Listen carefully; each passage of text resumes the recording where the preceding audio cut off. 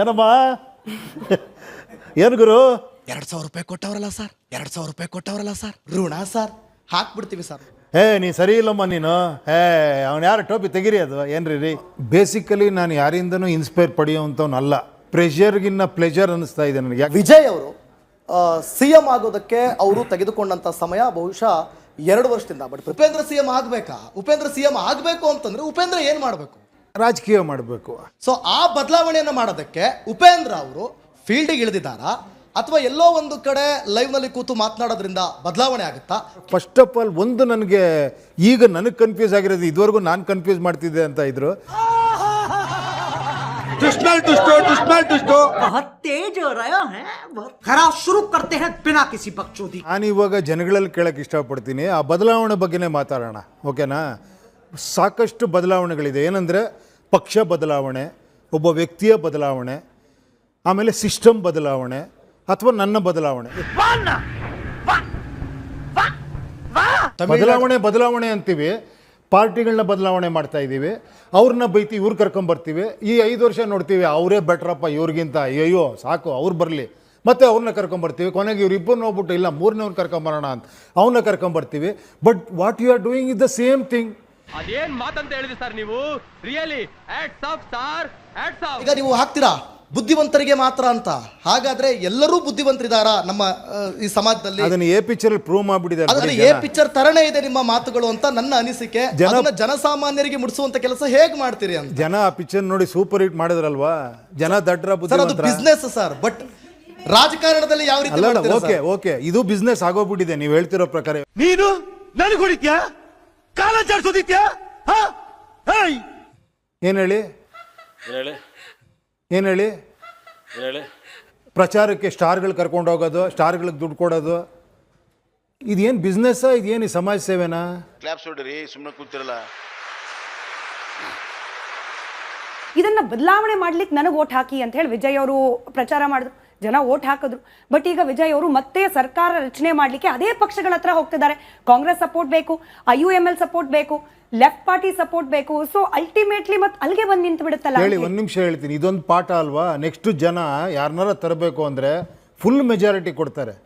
ಏನು ಹೇಳಿ, ಇದೊಂದು ಪಾಠ ಖಂಡಿತ. ಇದು ಫಸ್ಟ್ ಸ್ಟೆಪ್ ಆಗಿದೆಯಲ್ಲ. ಒಬ್ರು ಬಂದಾಗ ಯುವಕರೆಲ್ಲ ಬಂದು, ಇವಾಗ ಯುವಕರೆಲ್ಲ ನೋಡ್ತಾ ಇದ್ದಾರೆ ಅಲ್ವಾ, ಈ ಥರ ಎಲ್ಲ ಆಗ್ತಾ ಇದೆ. ಇನ್ನೊಂದು 10 ಸೀಟ್ ಇದ್ಬಿಟ್ಟಿದ್ರೆ ಅವ್ರಿಗೆ ಚೆನ್ನಾಗಿರೋದಲ್ಲ, ಇನ್ನೊಂದು 20 ಸೀಟ್ ಕೊಟ್ಟರೆ ಚೆನ್ನಾಗಿರೋದಲ್ಲ ಅನ್ಸುತ್ತಲ್ವಾ? ಆ ಬದಲಾವಣೆ ಜನರಲ್ಲೂ ಆಗುತ್ತೆ ಇದೆಲ್ಲ ನೋಡಿದಾಗ. ಏನು ಹೇಳಿ, ನಾ ತುಂಬ ಜನ ಕೇಳಿದ್ರೆ ಬದಲಾವಣೆ ಏನು ಬೇಕು ಸರ್? ಬದಲಾಗಬೇಕು ಸರ್. ಅಲ್ಲ ಏನು ಬದಲಾವಣೆ? ಅಲ್ಲ ಸರ್, ಬದಲಾಗಬೇಕಷ್ಟೇ.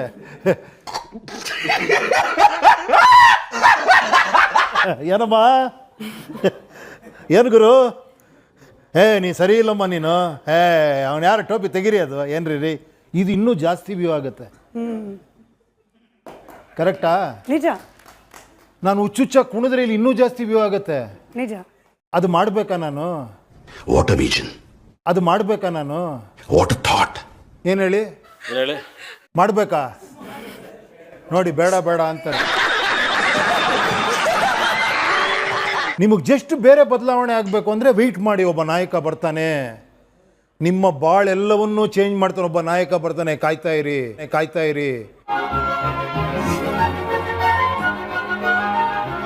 ಯಾವಾಗ ಅಂತ ಕೇಳ್ಬಿಡಿ, ಬರ್ತಾನೊಬ್ಬ.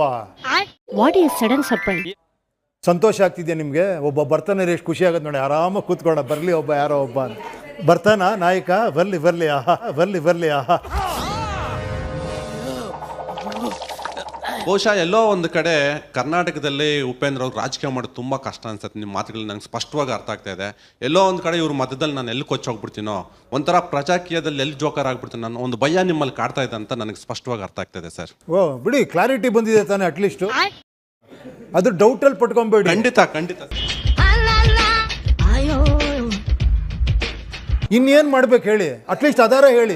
ಈಗ ಪಕ್ಷ ಒಂದ್ ನಿಮಿಷ ನಿಮ್ಮನ್ನೇ ಕೇಳ್ತೀನಿ, ನಾನು ಏನ್ ಮಾಡ್ಬೇಕು ಹೇಳಿ? ಧೈರ್ಯ ಬಂದ್ಬಿಟ್ಟಿದೆ ಸರ್, ನಿಮ್ಮನ್ನ ನೋಡಿ ನಂಗೆ ಧೈರ್ಯ ಬಂದಿದೆ. ಏನ್ ಮಾಡ್ಬೇಕು ಹೇಳಿ ಸರ್? ಡಿಪ್ರೆಷನ್.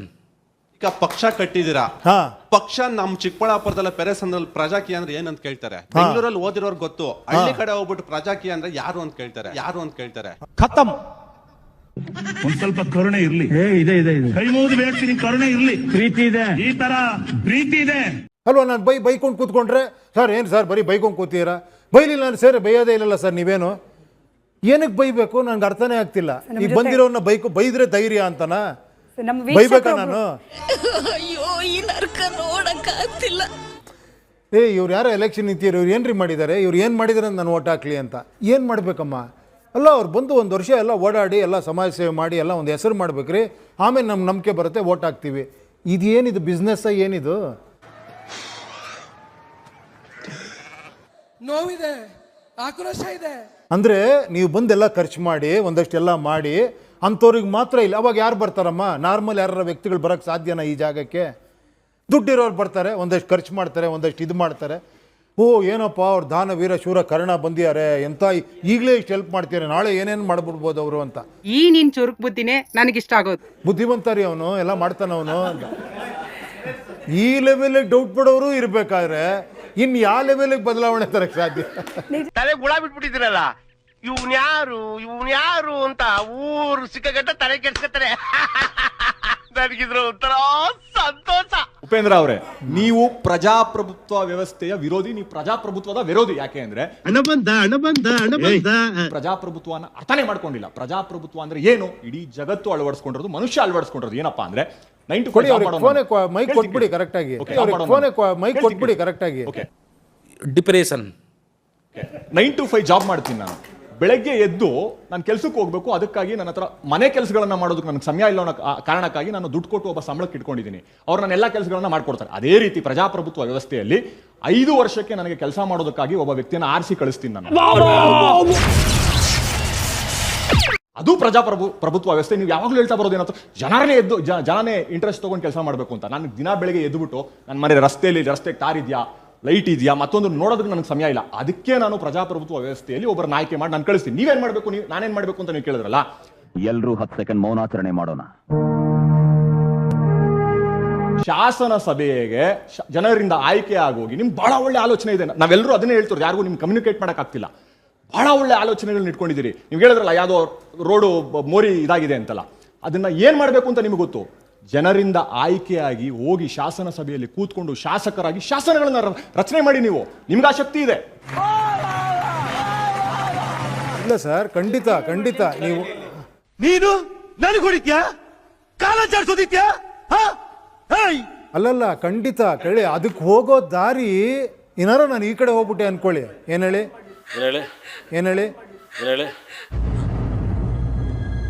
ನಾಳೆ ನೀವೇ ನನ್ನ ಬೈತೀರಾ? ಅಂದ್ರೆ ಉಪೇಂದ್ರ ಸರ್, ವಿಜಯ್ ಬಗ್ಗೆ ಮಾತನಾಡ್ತಾ ಇದ್ವಿ. ನೀವು ಕೂಡ ಪ್ರಾರಂಭದಲ್ಲೇ ಹೇಳಿದ್ರಿ ಅವ್ರು ಇನ್ನು ಮುಂದೆ ಏನ್ ಕೆಲಸ ಮಾಡ್ತಾರೆ ನೋಡಬೇಕು ಅಂತ ಹೇಳಿ. ಏನ್ ಎಕ್ಸ್ಪೆಕ್ಟೇಷನ್ ಇದೆ ಸರ್? ಅಂದ್ರೆ ಭರವಸೆ ಸಾಕಷ್ಟು ಕೊಟ್ಟಿದ್ದಾರೆ, ಯಾವ ರೀತಿ ಕೆಲಸ ಮಾಡಬೇಕು ವಿಜಯ್ ಅವರು ಅಂತ ಹೇಳಿ ನೀವು ನಿರೀಕ್ಷೆ ಮಾಡ್ತಿದ್ದೀರಿ? ಇಲ್ಲಮ್ಮ, ನಾನು ಅಸ್ಟ್ರಾಲಜರ್ ಅಲ್ಲ ಅವ್ರು ಹೆಂಗ್ ಮಾಡ್ತಾರೆ ಅಂತ ಹೇಳೋದಕ್ಕೆ. ಏನ್ ಹೇಳಿ ನೀವ್ ಯಾಕೆ ಅಧಿಕಾರಕ್ಕೆ ಬಂದು ಇದೆಲ್ಲವನ್ನು ಹೋಗಲಾಡಿಸಿ ಅಲ್ಲಿಗೆ ನಿಲ್ಸಿ ಒಂದ್ ನಿಮಿಷ. ಯಾಕಂದ್ರೆ ಅದು ಇಂಪಾರ್ಟೆಂಟ್ ಕ್ವಶನ್ ನೀವು ಕೇಳಿದ್ದು. ಜನ ಕೇಳೋದಿಕ್ಕೆ ಭಯ ಪಡ್ತಿದ್ದಾರೆ ಅಲ್ವಾ? ಯಾಕೆ ಭಯ ಪಡುವಂತ ವ್ಯಕ್ತಿಗಳು ನಾವು ತಂದಿದ್ದೀವಿ.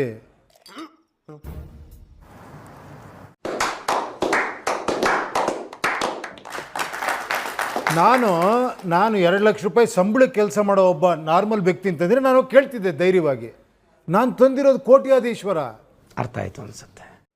10 ಜನ ಬೌನ್ಸರ್ಶಿಪ್ ಓಡಾಡೋ ನಾನು ಹೆಂಗೆ ಕೇಳಲಿ? ಓಟ್ ಹಾಕ್ಬೇಕಾದ್ರೆ ನನಗೆ ಗೊತ್ತಿರ್ಲಿಲ್ಲ ಇದು.